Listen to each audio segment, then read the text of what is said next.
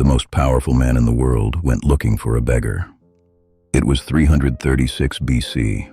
Alexander the Great had just been named commander of all Greece. Every statesman, every general, every philosopher in the land came to Corinth to bow before him, to congratulate him, to be seen near his power.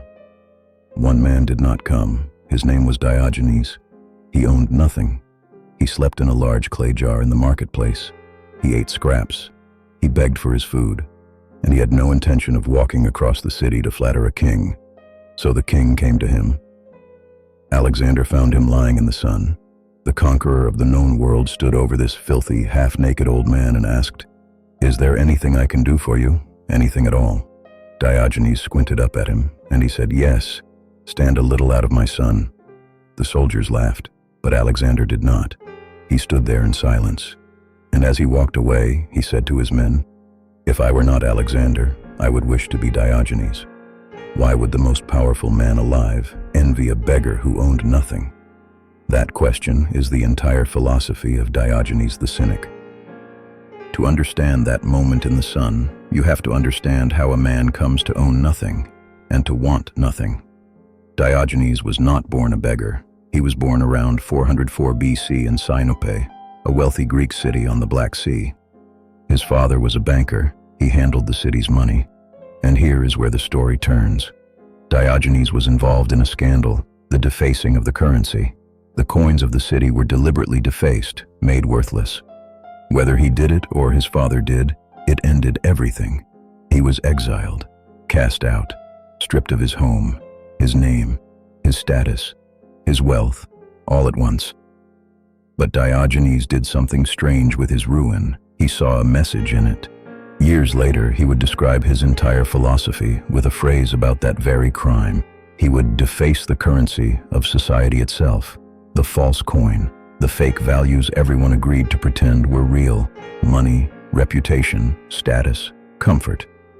He went to Athens, the center of the philosophical world, and there he found a teacher named Antisthenes, a student of Socrates himself. From him, Diogenes learned the seed of an idea that he would take further than any man before or since. That virtue, not pleasure, not wealth, not reputation, was the only thing worth having, and that everything else was a chain. This is the first pillar of his philosophy. Almost everything you think you need, you do not. Diogenes set out to prove it with his own body. He gave away everything. He moved into a large ceramic jar in the marketplace, a wine cask, and made it his home. He wore a single rough cloak. He carried a wooden staff and a bag for scraps of food. That was all he owned in the world. There is a story that captures him completely. Diogenes still owned one possession he valued: a wooden cup to drink from. One day he saw a boy at a fountain, drinking water from his own cupped hands. Diogenes stopped. He looked at his cup, and he threw it away. "A child has beaten me in plainness of living," he said. Think about what that means. Every object you own was sold to you as a need. Diogenes spent his life subtracting, removing need after need, and with every need he removed, he discovered he was not poorer. He was freer. Because here is the trap. Every single thing you need is a thing the world can take from you, a thing that can be used to control you. The man who needs nothing, that man cannot be threatened, cannot be bought, cannot be ruled. The fewer things you need, the freer you are. That was the whole experiment of his life. The second pillar is the hardest one to swallow. They called him the dog. In Greek, kynikos, and from that single insult comes the entire word we use today, cynic. They meant it as mockery. A dog has no shame. A dog does its business in the open, sleeps where it falls, takes what it needs, bows to no one. To call a man a dog was to call him an animal. Diogenes accepted the name proudly. "Yes," he said, "I am the dog, because the dog is honest. The dog does not pretend. The dog is not ashamed of its own nature." He walked barefoot through snow. He performed every natural act in public, without embarrassment, to prove a point that disgusted the people of Athens, that if an act is not shameful in private, then shame is just a performance we put on for others. At a fine dinner, some guests threw him bones and called him a dog, so he walked over and lifted his leg over them like a dog marks its territory. It is easy to see why he has been called the original troll. But underneath the provocation is a serious question, and it is aimed directly at you. How much of what you do is real, and how much is performance for people whose opinion will not matter to you in a year? How much of your life is governed by shame, by image, by the terror of what others think? Diogenes built his entire existence as a living insult to that fear. At midday, in the crowded marketplace, with the sun directly overhead, Diogenes lit a lamp, and he walked through the crowd holding it up to people's faces, peering at them, searching. Someone finally asked him what he was doing. "I am looking," he said, "for a human being. A lamp. At noon. To find a man in a marketplace full of men." It was the cruelest, most brilliant insult he ever delivered. He was saying, "I see bodies everywhere.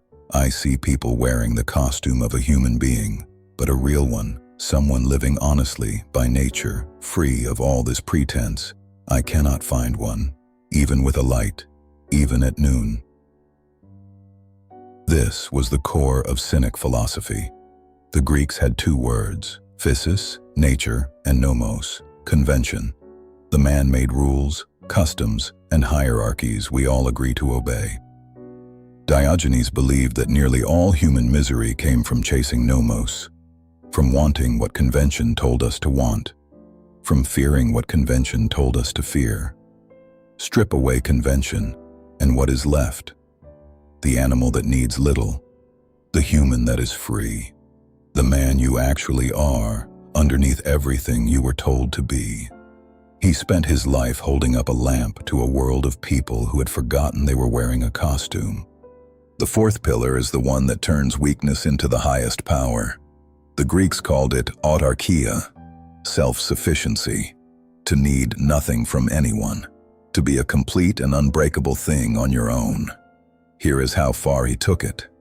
Diogenes was once captured by pirates and put up for sale as a slave. Picture it, a man about to be sold, standing on the auction block, his life in the hands of strangers. The auctioneer asked him what he was good at, what trade he had. Diogenes answered, "Governing men." Then he pointed to a wealthy buyer in the crowd and said, "Sell me to that man. He needs a master." Even in chains, even being sold like cattle, he was the freest person in the marketplace, because his freedom was not in his circumstances. It was in his mind. They could sell his body. They could not touch the man inside it. This is the thread that runs from Diogenes directly into Stoicism. His student taught a student named Zeno, and Zeno founded the Stoics. Marcus Aurelius, Seneca, Epictetus. That entire tradition of inner freedom traces back to a man in a jar who could not be broken, because he had already given everything away. You cannot take from a man what he does not value. That is power that no king can match. And Alexander, standing over him in the sun, understood it. That is why he envied him. Now we come to the hardest part, the part that cracks the legend open, because there is a real question about Diogenes, and an honest channel has to ask it. Was he a wise man, or was he just a provocateur, a performer, the ancient world's most committed troll? He was abrasive. He insulted nearly everyone. He mocked Plato to his face, called his lectures a waste of time. He humiliated people in public for sport. Some of what he did was not philosophy. It was cruelty dressed as honesty. And there is a fair criticism buried here. It is easy to need nothing when you have opted out of all responsibility. He had no family depending on him, no one to protect, no one to feed but himself. It is easy to be free when you are free of all duty. A man with children cannot simply throw away his cup. So which was he? The wisest man in Athens, or a brilliant beggar who turned his own ruin into a performance? Here is the truth. He was both, and that is exactly why he still matters. Diogenes was not a clean doctrine. He was a living provocation, A man who pushed one idea to its absolute, uncomfortable, often ridiculous extreme, so that the rest of us could see it clearly. He went too far on purpose, so that we would not have to. Diogenes died around 323 BC, by legend, on the very same day as Alexander the Great, the conqueror and the beggar, leaving the world together. One had built the largest empire in history, the other had built nothing at all. And yet, 23 centuries later, we are still talking about the man in the jar.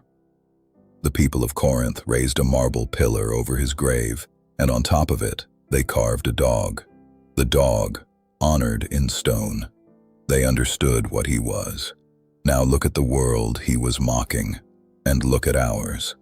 He held a lamp up to people drowning in things they were told they needed, performing for crowds, chasing status, terrified of shame. He would not need his lamp for long today. He would walk through our world of endless wanting, of curated images, of men who own everything and possess nothing, and he would laugh. Diogenes is not asking you to live in a barrel. He is asking you one question, the same one he asked the marketplace with a lamp at noon. Underneath everything you were told to want, everything you are afraid to lose, everything you perform for people who are not watching, is there a human being in there? The most powerful man in the world looked at a beggar who owned nothing and wished he could be him. Maybe he understood what we keep forgetting. Pause. That the man who needs nothing is the only man who is truly free.